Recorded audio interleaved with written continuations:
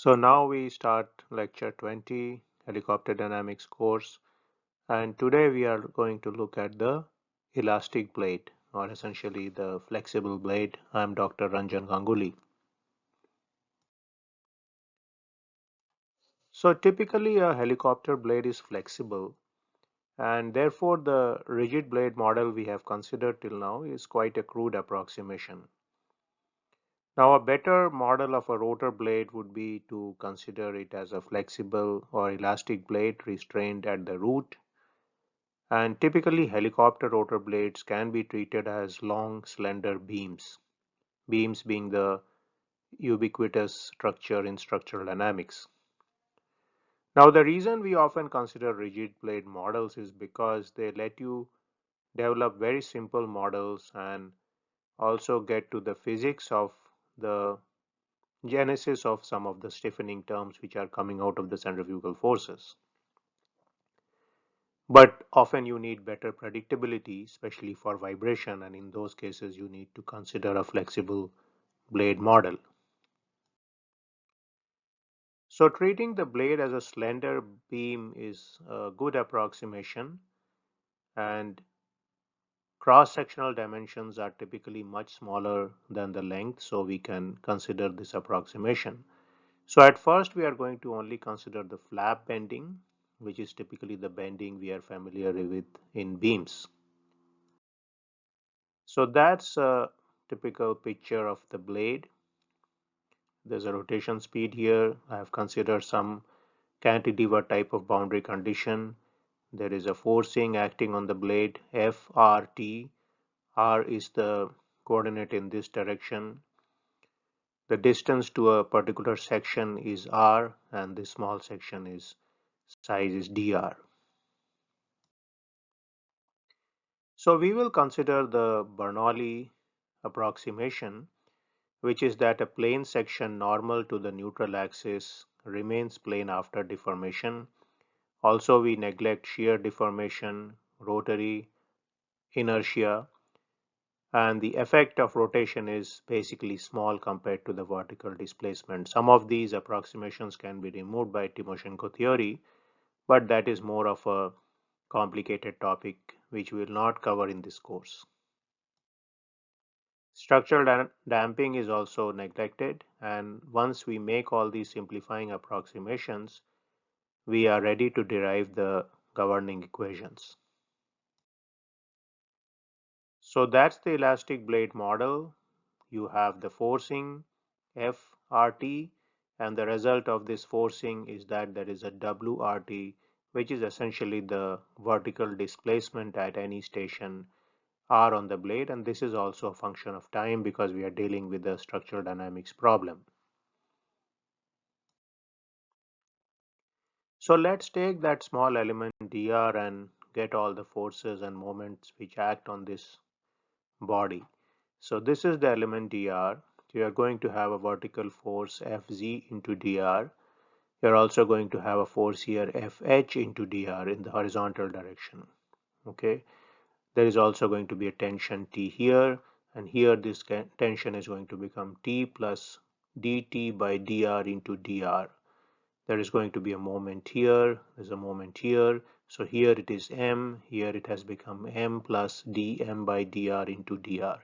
So in all these cases, we are saying that after a length dr, there is a slight change in this moment, slight change in this tension, and also a slight change in the shear force. So here you have S, and here it has become S plus ds by dr into dr.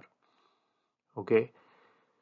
Now the direction of W is in this direction upward, so the direction of m dr into W double dot is downward.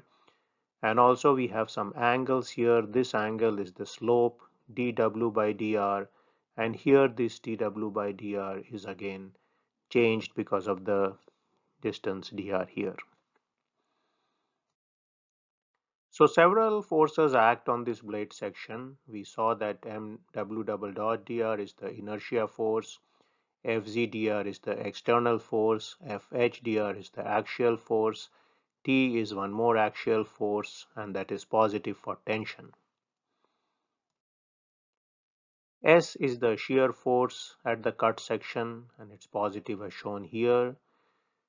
M is the bending moment, positive when top fiber is getting compressed. dW by dr is the bending deflection slope, and this we assume to be small.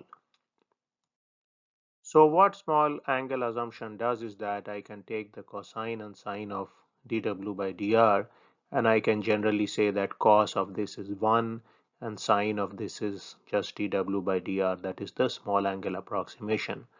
So this will let us essentially resolve these forces and all in a much simpler manner. We don't have to take sines and cos. So now with this we are ready to do the force balance. So let us first do it in the r direction, which is in this direction. So here you can see that sigma of Fr is 0. So we start with the t. So we have a minus t plus dt by dr into dr plus Fh into dr minus s into dw by dr plus s plus ds by dr into dw by dr plus one more derivative term here. So that is the angle here. Okay, so now this is the equation. Now here I can neglect some of the terms where we have multiplications of two derivative or two small terms, and so I can get dt by dr here plus fh plus this s type of term comes as d by dr into s dw by dr equals 0. So that's the equation I get with force equilibrium in the r direction. Remember that. Now we do a force equilibrium in the z direction, so I get sigma Fz equals 0. So here I would get Fz dr plus s minus ds by dr minus mw double dot dr minus t into dw by dr. So I'm taking the sine here. Okay, so t into sine of this angle is this plus t plus dt by dr into sine of this angle here. Okay, sum all this equal to 0, do some removals here and there of some of the higher degree terms, and we get this equation here. Okay, so Fc minus ds by dr minus mw double dot plus t d2w by dr square plus dt by dr into dw by dr equal to 0. So what some of these equations are telling us, one equation is telling us that differential of shear is the loading distribution. Okay, now if we take moments about A, we can write this equation that m plus str, so s is here into dr is this length, minus m minus dm by dr equals 0. Okay, so here I am neglecting some of the terms which involve dr into dr type of quantities. So I get this equation which is very well known, dm by dr equals s. So differential of moment is the shear distribution. Now from beam theory we also know that m is ei d2w by dr square. So I can write s is dm by dr. From here this is equal to d by dr into this m here. So this you are familiar with from beam theory if you have studied strength of materials, or just look at your mechanics of material or strength of material book and you will encounter some of these equations.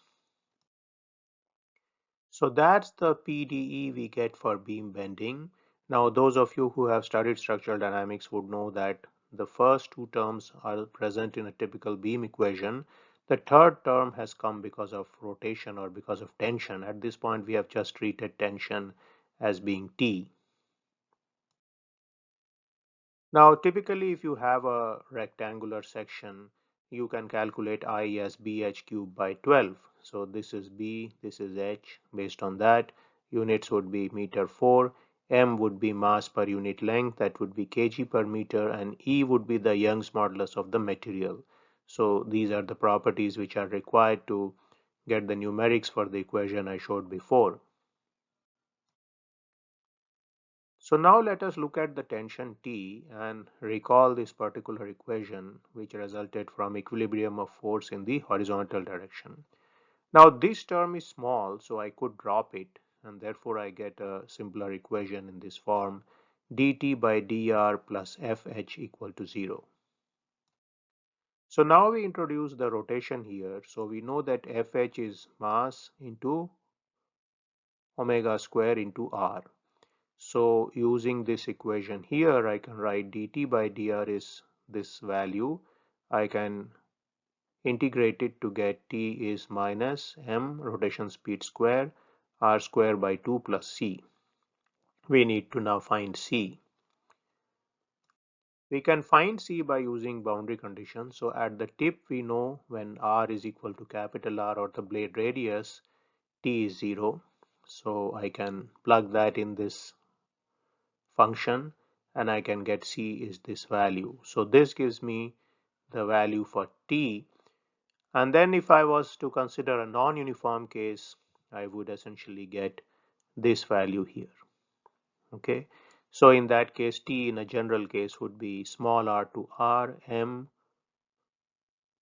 omega square r dr. So that would give us the PDE for beam bending, which is very interesting equation, tells you many things. So now if we look at it, we see that typically this is the part coming from the flexural stiffness EI. This is the part coming from the mass per unit length. This is the part coming from the centrifugal tension, which is given by this equation here. Now, because of the presence of this complicated integral term, it's not possible to solve this equation in any simple manner. There are some solutions which are out there in terms of hypergeometric functions by Storti, and certain special cases you may be able to find solutions, and also you could find some solution using advanced mathematical method such as Lie mathematics and so on. But in general it's not easy to find a solution of this equation, so we often resort to methods such as Rayleigh-Ritz method, Galerkin method, FEM, and so on. Now certain interesting special cases come out of the equation. If T is 0, this becomes the equation of a non-rotating beam or a beam. If T is constant, then you can take T out here, and that would be the equation of a stiff string or a beam with a uniform axial tension. If you were to make T negative, then this equation could be used for buckling. If you consider T constant and negative, flip the sign, then it would be a compression beam, and so you could get a buckling type of equation. Now in case EI was constant, we could bring it out of this bracket here, but in general EI is not constant, so it has to be inside this bracket. Okay. Similarly, T in general is a function of R, and so in that case it is inside this bracket. If T was a constant, we could bring it outside this bracket, and like I mentioned, some cases such as the stiff string equation would be possible here. Those are some interesting things one can use in research, is that one can consider a kind of constant tension to derive basis functions for this problem, which we have done in some research studies. So that is the differential equation for the elastic blade flapping motion in bending, and we will stop this lecture here. I will see you in the next video when we will continue to develop more realistic models for this situation. See you then.